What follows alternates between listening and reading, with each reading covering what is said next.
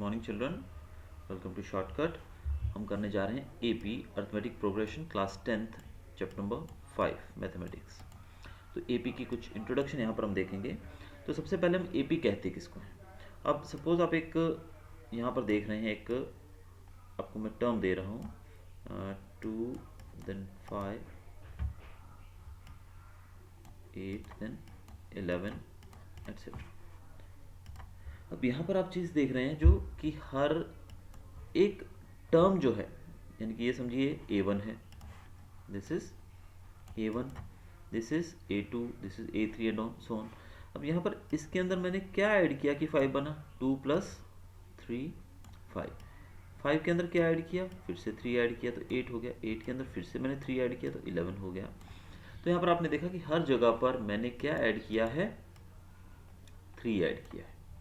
तो ऐसा कोई भी इस तरीके का एक अरेंजमेंट ऑफ नंबर्स जिसके अंदर एक फिक्स नंबर ऐड किया जाए पुराने नंबर के अंदर और एक नया नंबर बने, लेकिन कंडीशन क्या है कि फिक्स नंबर ऐड किया जाना चाहिए। तो यहाँ पर आप देख रहे हैं तीनों केसेस के अंदर कि मैंने 2 के अंदर 3 ऐड किया तो 5 बना, फिर से 3 ऐड किया, फिर से 3 ऐड किया, यानी कि कोई भी नंबर जो ऐड किया जा रहा है वो 3 ही ऐड किया जा रहा है। तो ऐसा कोई भी अरेंजमेंट ऑफ नंबर्स है उसको हम, जो ऐसे सीक्वेंस में कोई नंबर्स होते हैं उनको हम एपी कह सकते हैं। अगर यहाँ पर देखिए 3 ऐड किया गया है, यहाँ पर 2 ऐड किया गया, समझिए हम एक और एग्जांपल ले लेते हैं। समझिए यही हमने लिया 2 5 7 9 11 या 10। अब यहाँ पर आप देखिए, यहाँ पर मैंने ऐड किया 2 + 3 5, 5 + 2 7।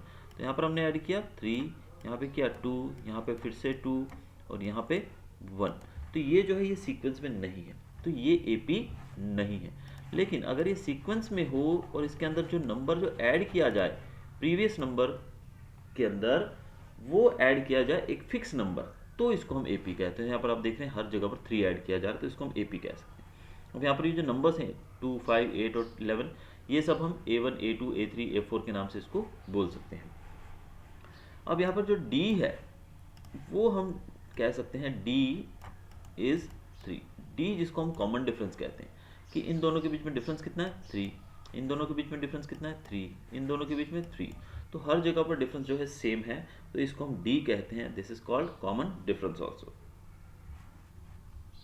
अब आपको D निकालना हो तो कैसे निकाल सकते हैं। D निकालने का सिंपल तरीका है कि A2 में से A1 माइनस कर दीजिए, यानी कि यहाँ पर हमारा A2 है 5 और A1 है 2, तो कितना आएगा 3।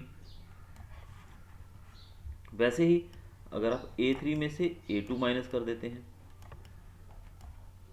तो भी आपका आंसर आएगा 3, क्योंकि ये है 8 में से 5 गया तो 3 आएगा। वैसे ही A4 में से भी अगर आप A3 माइनस करते हैं तो भी आपको डिफरेंस मिल जाएगा सेम, यानी कि A4 है हमारा 11 और A3 है 8, 11 - 8 3, तो हर जगह पर आपको 3 मिल जाएगा। तो ये जो चीज़ है इतना ही आपको यहाँ ध्यान रखना है, इससे आपकी जो फर्स्ट एक्सरसाइज है दैट विल बी सॉल्व। ये पहली एक्सरसाइज आपकी सॉल्व हो जाएगी। तो चलिए शुरू करते हैं फर्स्ट एक्सरसाइज हम। तो फर्स्ट एक्सरसाइज का फर्स्ट सम देखते हैं अभी हम। In which of the following situation does the list of numbers involve make as arithmetic progression and why. तो यहाँ पर जो नंबर्स इन्होंने दिए हैं इनमें से अर्थमेटिक प्रोग्रेशन कौन सा जो नंबर है वो बना रहे हैं अर्थमेटिक प्रोग्रेशन, और क्यों बना रहे हैं और कौन से नहीं बना। तो फर्स्ट क्वेश्चन हम देखते हैं इसका। The taxi fare after each kilometre when the fair is 15 rupees for the first kilometre and ₹8 for each additional kilometre. तो यहाँ पर हमें देखना एपी बन रहा है कि नहीं। तो क्वेश्चन के हिसाब से देखिए, पहले का जो फेयर है वो है 15 रुपये। तो हम लोग यहाँ से फर्स्ट हम यहाँ से ऑब्जर्व कर सकते हैं आप लोग। तो पहला जो है कि पहले किलोमीटर के लिए फेयर कितना है 15 रुपये, और दूसरे किलोमीटर के लिए उन्होंने बोला कि पहले किलोमीटर के लिए अगर आप जाते हैं टैक्सी पे, समझिए आप फर्स्ट किलोमीटर, ये सेकंड किलोमीटर, ये थर्ड किलोमीटर और ये फोर्थ किलोमीटर, और ये आगे कितना भी आप जा सकते हैं। तो पहले किलोमीटर के लिए अगर आप जाते हैं तो यहाँ पर आपके रुपए लगने वाले हैं 15, लेकिन उसके बाद जो भी किलोमीटर आप जाते हो तो उसमें आपको सिर्फ 8 रुपये लगेंगे हर एक किलोमीटर के। यानी कि दूसरा किलोमीटर अगर आप जाते हो तो 15 के अंदर 8 रुपये और जुड़ जाएंगे आपके, 15 + 8 यानी कि हो गया 23। तो दूसरा अगर आप 2 किलोमीटर जाते हो तो आपको 23 रुपये देने पड़ेंगे। लेकिन अगर आप 3 किलोमीटर जाते हो तो इसके अंदर 8 रुपये और जुड़ जाएंगे, यानी कि 23 और 8 31। अगर आप चौथा किलोमीटर जाते हो तो 31 के अंदर 8 और जुड़ जाएंगे यानी कि 39। तो यहाँ पर आप देख सकते हो कि हर एक किलोमीटर के बाद आपको 8 रुपये जुड़ते जा रहे हैं, सिर्फ 8 रुपये हर किलोमीटर के बाद जुड़ते जा रहे हैं, भले आप कितने भी किलोमीटर जाते हो। तो इस कारण से हम कह सकते हैं कि ये देखिए यहाँ पर भी वही बताया गया 23 + 8 31 + 8, यानी कि हर किलोमीटर के बाद 8 रुपये जुड़ते जा रहे हैं। तो हम कह सकते हैं कि यहाँ पर कॉमन डिफरेंस इज सेम। अब यहाँ पर आप देखिए फर्स्ट हमारा बनेगा 15, ए है 15, A2 रहेगा वो हमारा रहेगा 23, A3 रहेगा 31 और A4 रहेगा 39। तो इसके हिसाब से आप देखिए हर बार हमारा 8 जुड़ता जा रहा है, तो ये सीक्वेंस में है और इसके अंदर 8 का डिफरेंस आ रहा है, कॉमन डिफरेंस। तो हम कह सकते हैं that this is an AP। तो ये AP है, तो इस पर हम AP की मोहर लगा सकते हैं। दूसरा देखते हैं इसी का सम। दूसरे क्वेश्चन में पूछा गया है कि एक सिलेंडर के अंदर जो एयर है उसको वैक्यूम पंप से रिमूव किया जा रहा है, जो कि 1/4 एयर रिमूव की जाती है उस सिलेंडर में से एक समय में। यानी कि आपके जो सिलेंडर है उसमें से 1/4 जो एयर है, 1/4 एयर जो है उसमें से निकाल दी जाएगी है पर्टिकुलर टाइम के बाद। समझिए कि आपका जो पंप है वो 1 मिनट के बाद 1/4 एयर निकालता है या 1 घंटे के बाद निकालता है। तो 1 घंटे के बाद 1/4 कम हुई, फिर दूसरे घंटे के बाद दूसरी 1/4 कम हुई, तीसरे घंटे के बाद तीसरी 1/4 कम हुई। तो ये एक AP है कि नहीं, ये हमको बताना है। तो इसके लिए हम देख सकते हैं कि ये जो फॉर्म यहाँ पर दिया गया इसको फॉलो किए बिना अगर हम दूसरा तरीका अपनाएं जो मैं आपको बता रहा हूँ यहाँ पर, तो मेरे ख्याल से बेटर रहेगा। मैं आपको इसका दूसरे तरीके से करके बताता हूँ ऐसा। तो देखते हैं, पहले हम मानते हैं कि let the air in the cylinder. तो एयर इन द सिलेंडर जिसको हम A1 कह रहे हैं वो है x मीटर क्यूब। ठीक है, यानी कि सिलेंडर के अंदर जो एयर है लेट किया हमने वो है x मीटर क्यूब। ठीक है, अब फर्स्ट रिमूवल के बाद, किसके बाद, first removal, after first removal, यानी कि पहली बार जब आपने उसमें से हवा निकाली तो कितना बचेगा वो देखते हैं। तो पहले रिमूवल के बाद कितना बचेगा, x का 1/4 निकाला जाएगा, यानी कि x में से 1/4 ऑफ x निकाल दिया जाएगा। उसके अंदर हवा कितनी है, टोटल x है, x का 1/4 निकलेगा तो x का 1/4 और टोटल x में से इतना माइनस हो जाएगा क्योंकि x है उसके अंदर तो इतना निकल जाएगा। तो कितना बचेगा, तो ये देखोगे आप तो 4 LCM आएगा आपका। तो यहाँ पर आपका हो जाएगा 4x माइनस 1 यानी कि यहाँ पर x ही रहेगा, 4x माइनस x अपॉन 4, यानी कि ये हो गया आपका 3x अपॉन 4। तो ये आपका पहले रिमूवल के बाद इतना एयर बचेगा। वैसे ही ये फर्स्ट रिमूवल है, सेकंड रिमूवल के बाद क्या होगा, अब हमारे पास सेकंड रिमूवल में फिर क्या होगा कि बचा कितना है हमारे पास 3x/4। ये सेकंड रिमूवल लिख रहा हूँ मैं यहाँ पर, 3x माइनस अपॉन 4। इसमें से 1/4 माइनस करेंगे, इसमें से भी 1/4 निकलेगा, लेकिन 1/4 किसका निकलेगा, इसका 1/4 निकलेगा क्योंकि बची हुई ये है तो इसका 1/4 निकलेगा, यानी कि यहाँ पर ब्रैकेट में 3x/4। अब यहाँ पर ये आपको ध्यान रखना है कि 1/4 सिर्फ 1/4 नहीं निकल रही है, कितने की 1/4 निकल रही है, इसकी जितनी सिलेंडर के अंदर गैस बची थी उसका 1/4 करेंगे तो हमें ये लिखना पड़ेगा, और बचा था उसमें से इतना निकल जाएगा तो माइनस भी करना जरूरी है। तो ये दोनों ही चीज़ें आपको करनी पड़ेंगी यहाँ पर। तो यहाँ पर आप देख रहे हैं जब इसको आप मल्टीप्लाई करोगे तो आपको मिल जाएगा आंसर, ये 3x/4 का 3x/4 ही रहेगा, और दूसरी तरफ आप जो देख रहे हैं ये 3x × 1 और 4 × 4, तो ये हो जाएगा आपका 3x/16, 3x/16। ठीक है, अब 3x/16 आ गया। अब इसका एलसीएम लोगे आप, तो एलसीएम लेने के बाद आपको मिल जाएगा 12x, ये बच जाएगा आपका 16 एलसीएम आएगा, तो 4 थी 12, तो 12x माइनस 3x अपॉन 16। तो ये हो गया आपका 12 में से 3 गया तो बचा 9x, तो यहाँ पर बच जाएगा आपका 9x/16। तो इतना आपका बचेगा, यानी कि यहाँ पर आप देख सकते हैं कि आपको A1 मिल गया। A1 कितना है हमारा x, A2 कितना है हमारा 3x/4 और A3 कितना है 9x/16। तो हमें तीनों मिल गए, A1 मिल गया है, A2 मिल गया है, A3 मिल गया। अब हमें चेक करना है कि इनके बीच में डिफरेंस, अगर कॉमन डिफरेंस सेम आता है तो इसका मतलब ये एक AP है, लेकिन अगर कॉमन डिफरेंस सेम नहीं आता है तो ये AP नहीं है।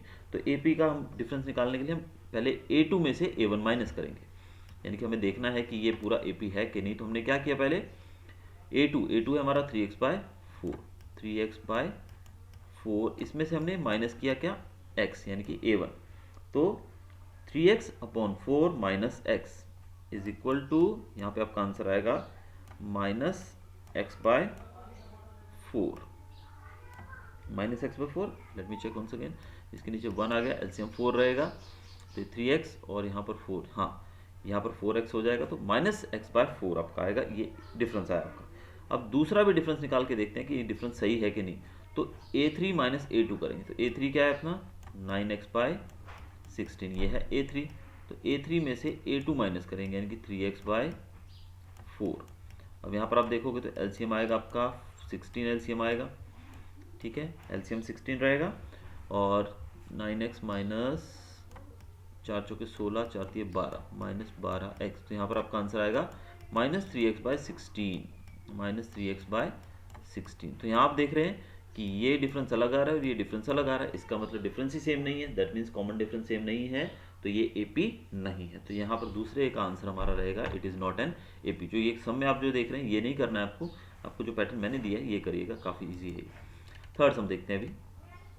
थर्ड सम में क्या पूछा गया है, the cost of digging a well after every metre of digging when it's cost ₹150 for the first metre and rises by ₹50 for each subsequent metre.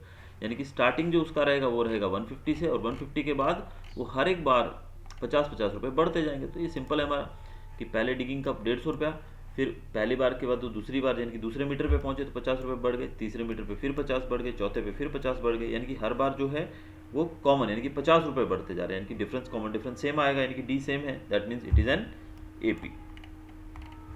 अब लास्ट सम देख लेते हैं इसका, वो भी काफ़ी इंटरेस्टिंग है और थोड़ा डिफिकल्ट भी है मेरे ख्याल से आप लोगों के लिए। तो क्वेश्चन है the amount of money in the account every year, यानी कि हर साल आपके अकाउंट में कितने पैसे हैं, ₹10,000 deposit eight compound interest eight 8% per annum. अब 10,000 रुपये डिपॉजिट किए गए हैं और हर साल आपको कंपाउंड इंटरेस्ट पे 8% के हिसाब से रुपए मिल रहे हैं। तो अब देखना है कि कितना हमारा जो ये एपी बनेगा कि नहीं बनेगा। तो सबसे पहली बात तो हम देखेंगे कि पहले साल जो किया जा रहा है, पहले साल का कंपाउंड इंटरेस्ट क्या होगा, ये होगा पहले साल का कंपाउंड इंटरेस्ट, दूसरे साल का कंपाउंड इंटरेस्ट ये होगा, तीसरे का ये होगा, चौथे का ये। तो हर साल का कंपाउंड इंटरेस्ट इस तरह करना है आपको, लेकिन मैं आपको इस तरीके से बताऊंगा नहीं, मैं बता रहा हूँ आपको डायरेक्ट कंपाउंड इंटरेस्ट निकाल के। तो आप क्या करेंगे यहाँ पर इस सम के अंदर, सबसे पहले आप A1 निकालेंगे। A1 मतलब कंपाउंड इंटरेस्ट, पहले आप 10,000 रुपीज़ का कंपाउंड इंटरेस्ट निकालेंगे। तो 10,000 का आपका जो कंपाउंड इंटरेस्ट आएगा, A1 तो आपके पास 10,000 है ही, यानी कि पहला जो आपने डिपॉजिट किया है वो आपका A1 होता है, तो वो आपका 10,000 है। अब A2 यानी कि 10,000 का कंपाउंड इंटरेस्ट निकालेंगे तो वो आएगा आपका जो रुपए हो जाएंगे 10,800, यानी कि पहले साल का जो कंपाउंड इंटरेस्ट आपको मिलेगा, आपने जमा किए 10,000, तो एक साल के बाद वो हो गए 10,800। और कंपाउंड इंटरेस्ट में आपको पता है कि इंटरेस्ट जो है वो इस अमाउंट पे लगेगा दूसरे साल। अगर ये सिंपल इंटरेस्ट होता तो हर बार जो इंटरेस्ट है वो 10,000 के ऊपर ही मिलता और शायद वो सेम रहता, क्योंकि 10,000 का 8% हर साल आपको 8% मिलता, यानी कि 10,000 का 8% होता है आपका 800 रुपये। तो हर साल आपको 800 रुपये जुड़ते जाते हैं आपके अकाउंट के अंदर, तो ये एक एपी बन जाता है। लेकिन यहाँ पर कंपाउंड इंटरेस्ट बोला है, तो आपको पता ही, आप जूनियर क्लास में सीख चुके कि कंपाउंड इंटरेस्ट में क्या होता है कि हम जो 800 रुपये जुड़ेंगे तो अगले साल जो इंटरेस्ट लगेगा वो 10,800 रुपये पे मिलेगा। फिर उसके साल जो अगले साल जो इंटरेस्ट मिलेगा वो इंटरेस्ट प्रिंसिपल में जुड़ने के बाद इंटरेस्ट रेट जो है वो ज़्यादा पैसे पे मिलेगा आपको। तो इस कारण से तो ए आपका रहेगा वो 10,000 है, A2 जो है वो 10,800। ये कैसे है, क्योंकि मैंने 10,000 का कंपाउंड इंटरेस्ट निकाला तो वो होता है 800 रुपये, तो वो A2 बन गया अपना 10,800। अब A3 जो रहेगा वो आपका इसका यानी कि 10,800 रुपये का कंपाउंड इंटरेस्ट निकालना। आपको किसका इंटरेस्ट निकालना है, कंपाउंड इंटरेस्ट 10,800 का।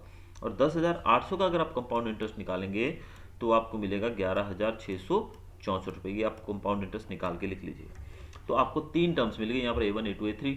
अब तीनों के अंदर आप कॉमन डिफरेंस देखिए कि A1 minus A2 minus A1 कितना आएगा, A2 माइनस A1 अगर आप करते हैं तो वो आएगा आपका 800 रुपये, तो यानी कि पहला जो आपका डिफरेंस आ गया 800। लेकिन दूसरा जब आप A3 में से A2 माइनस करोगे, A3 माइनस A2 करते हैं आप, तो आपको मिलेगा 864 रुपये। तो ये जो है दोनों जगहों पर डिफरेंस सेम नहीं है, तो इसका मतलब ये AP नहीं है। So this is not an AP। तो ये आपके 4 सम कंप्लीट हुए। चलते हैं अब अगले सम की तरफ। दूसरा क्वेश्चन जो है वो क्या बता रहा है आपको कि write first four terms of the AP when the first term and the common difference D are given as follow. बहुत ईजी है ये भी। देखिए यहाँ पर आपको दिया गया है, पहली बात तो इन्होंने बताया है कि टर्म्स ऑफ एपी तो है ही ये, वो हमको बनाना है इसका।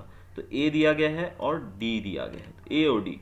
तो आपको पता है ए दिया गया है 10 यहाँ पर और डी है 10, ठीक है। तो ए मतलब पहली टर्म मतलब 10 है, अब डी मतलब 10, तो 10 में 10 जोड़ दीजिए फर्स्ट टर्म बनाने के लिए। अगर हमको ये a1 बन गया हमारा, तो a2 बनेगा फर्स्ट टर्म के अंदर डी ऐड करने के बाद। तो फर्स्ट टर्म है हमारा a1 10 है, तो a1 के अंदर डी ऐड कर दो, यानी कि हर बार 10 10 10 10 जोड़ते जाओ, तो यानी कि a2 बन जाएगा हमारा 10 + 10 20। फिर a3 निकालना है, तो a2 के अंदर हम जोड़ देंगे 10, तो a2 है हमारा 20, तो 20 के अंदर हमने 10 जोड़ दिया तो बन गया 30। a4 निकालना है, तो a3 हमारा 30, तो 30 के अंदर 10 जोड़ दीजिए बन जाएगा 40। यानी कि हमें कोई भी टर्म निकालनी है, तो a दिया गया है हमारे पास 10 और d भी दिया गया है 10, तो कोई भी टर्म निकालनी है, समझो हमें a2 निकालना है, तो a2 होता है a1 + d। a1 + d मतलब फर्स्ट टर्म जो है उसके अंदर d ऐड कर दो, जैसे कि हमने पीछे सब में किया था कि जैसे कि 10 20 30, समझो इसको हम ऐसे ही लिख के देखेंगे। तो 10 के अंदर हमने क्या ऐड किया, 10 ऐड किया, तो d यहाँ पर 10 है। अगर आपको बाकी सब चीज़ें ना दी गई हो और आपको सिर्फ a और d दिया गया हो, जैसे यहाँ इस सब में दिया गया है this is a and this is d, तो आपको सेकेंड टर्म बनानी है, तो a + d, तो 10 + 10 20। अब यहाँ पर आपका ये a हो गया और ये d है, तो थर्ड टर्म निकालनी है, तो a + d यानी कि 20 + 30, 20 + 10 30। तो यानी कि a के अंदर d ऐड करते जाएंगे, a1 + d, तो a2 निकल आएगा, a2 + d a3 निकल आएगा। इस तरीके से आपका सारे जो निकल आएंगे। तो इसमें इन्होंने 4 ही पूछी है इन्होंने, तो हमने 4 निकाल दी, या 5 जो है वो पूछी गई है, तो हम लोग 10 20 30 40 एक्सेट्रा इसमें बता सकते हैं। सेकेंड सम देखते हैं इसका। a दिया गया है -2 और d0, a -2 और d0, तो a1 निकलेगा, a हमारा जो है वो है d यानी कि 2 -2, तो a तो दिया ही गया, a1 मतलब a, पहली टर्म जो होती है उसी को a भी बोलते हैं और a1 भी बोलते हैं। तो यहाँ पर a2 दिया है -2, तो a1 हमारा -2 ही है, ठीक है। अब d यानी कि 0 है, तो a2 निकालना है, तो a1 में d ऐड करते हैं हम, तो a1 + d, तो a1 है हमारा -2 + 0 -2 ही रहेगा। फिर यानी कि हमारी फर्स्ट टर्म है -2, सेकेंड टर्म भी -2। अब a3 निकालना है, वो होता है a2 + d, a2 है हमारा -2 और d है हमारा 0, तो फिर ये a3 भी 0 आ गया। तो इस तरीके से हर बार जो आपका 0 0 ऐड करने के बाद आपका ये जो AP है वो यही बनने वाला है, and this is also an AP। Third question आप देख रहे हैं, यहाँ पर आपको दिया गया है a दिया है और d दिया गया है, तो a के अंदर d ऐड करना है। तो हर बार हम ऐड करते जाएंगे। देखिए तो a1 यानी कि 4 है आपका, तो a1 4 हुआ, तो इसका मतलब 4 में आप a2 निकालना है, तो a1 के अंदर d ऐड कर दीजिए। तो a1 है आपका 4, d है -3, 4 - 3 1, तो a2 बन गया 1, तो पहला है 4 आपका, दूसरा आ गया 1। अब a3 निकालना है, तो a3 यानी कि फिर a2 के अंदर हम d ऐड कर देंगे, यानी कि a2 है हमारा 1, 1 के अंदर d है 4, 1 के अंदर हम यहाँ पर d दिया गया है -3, तो 1 - 3 -2, फिर a3 + d यानी कि a3 है हमारा -2, तो -2 - 3 = -5, तो ये बन गया हमारा AP 4 1 -2 -5। तो इस तरीके से आप कर सकते हैं। लास्ट टर्म इसका देखते हैं अभी हम। a यहाँ पर आपका दिया गया है -1 और d दिया गया है 1/2, तो a1 है जो इसको हम a1 भी मान सकते हैं और d, तो a2 निकालना है, तो इसके अंदर हम ये ऐड कर देंगे, तो a1 = -1, a2 निकालना है, तो a1 + d, a1 है -1 और d है 1/2, तो ये हो जाएगा -1/2। a3 निकालना है, तो a2 के अंदर d ऐड करेंगे, a2 हमने 1/2 अभी अभी निकाला है, तो इसी के अंदर 1/2 यानी कि d ऐड करते जाओ। तो ये आपका हर बार यानी कि a3 के अंदर अगला टर्म निकालना है, जैसे कि a4 निकालना है, तो पिछले टर्म के अंदर हम d ऐड कर देते हैं। जैसे कि मैंने आपको AP की डेफिनेशन बताई है कि प्रीवियस टर्म जो रहता है, यानी कि previous term plus D = next term. Suppose ये आपकी A A1, ये A2 और ये A3 है, तो यहाँ पर आपको A3 निकालना है, तो A3 is equal to A2 plus D। A4 निकालना हो तो A3 प्लस D, यानी कि जो भी टर्म आप निकाल रहे हैं उससे एक टर्म पिछली, यानी कि A4 है तो उससे एक टर्म पिछली, यानी कि A3, उसके अंदर D ऐड कर दीजिए। तो वही चीज़ हम यहाँ पर अप्लाई कर रहे हैं, जो कि A4 निकालना है तो A3 हमारा 0, तो 0 प्लस D है हमारा 1/2, तो आपका आंसर ये आएगा। तो हर बार आपको यही करना है। अब इसी का जो फिफ्थ सम है वो भी ऐसे ही करना है आपको। A दिया गया है और D दिया गया है, तो A1 निकालना है, वो दिया ही हुआ है -1.25। A2 निकालना है तो 1.25 के अंदर -1.25 ऐड कर दीजिए। फिर A3 निकालना है तो A2 के अंदर D ऐड कर दीजिए। A4 निकालना है तो A3 के अंदर D ऐड कर दीजिए। तो ये 5 सम आप खुद कर सकते हैं आगे भी। अब इसका थर्ड सम जो है वो देख लेते हैं। For the following APs right the first term and the common difference. अब यहाँ पर इन्होंने बोला है कि दीज आर द एपीज, ये एपीज हैं, ये इन्होंने बता दिया है। इसके लिए हमको फर्स्ट टर्म लिखना है और कॉमन डिफरेंस, यानी कि इसमें हमको फाइंड करना है ए और डी। तो ऑब्वियसली जो यहाँ पर आप देख रहे हैं, यहाँ पर पहला टर्म है ये, दिस इज ए, तो ए आपका मिल गया 3। डी कैसे निकालते हैं? डी निकालते हैं A2 माइनस A1, या फिर इनमें से किसी में से भी पिछला माइनस कर दीजिए। भले आप A4 में से A3 माइनस कर दीजिए, A3 में से A2 माइनस कर दीजिए, एटसेट्रा, लेकिन मैंने यहाँ पे A2 माइनस A1 ले लिया है, A2 माइनस A1 लिया। तो A2 कितना है 1, माइनस A2 कितना, A1 कितना है 3, 1 माइनस 3 माइनस 2। तो यहाँ पर A आपका है 3 और D है -2, करेक्ट, -2। अब इसके बाद जो सेकंड है उसमें देखिए आपका सेम हमें करेंगे, सेम चीज़ करनी है। फिर से ए है हमारा, ये ऑब्वियसली तो मिल ही गया ए। अब डी निकालना है तो इसमें से इसको माइनस कर दीजिए, यानी कि 2 - 1, तो -1 माइनस 5, यानी कि -1 -5 रहेगा, तो माइनस माइनस प्लस हो जाएगा, तो +5 - 1 इज इक्वल टू 4, यहाँ पर 4 आ जाएगा। दूसरा सम देखते हैं इसी का, ये वाला। अब इसमें दिया गया है, यहाँ पर a है आपका 1/3, तो A2 में से A1 माइनस करेंगे तो D मिलेगा, यानी कि 5/3 माइनस 1/3, यानी कि A2 में से A1 माइनस किया तो हमारा आंसर आएगा 4/3। तो ये हमारा आ गया D। वैसे ही इसका फोर्थ वाले का भी D फाइंड कर सकते हैं आप। और आपका जो इस साल के जो एग्जामिनेशंस हैं उसमें फिर फोर्थ क्वेश्चन जो है वो कट है, तो हम लोग 3 क्वेश्चन जो हमने कर लिए हैं।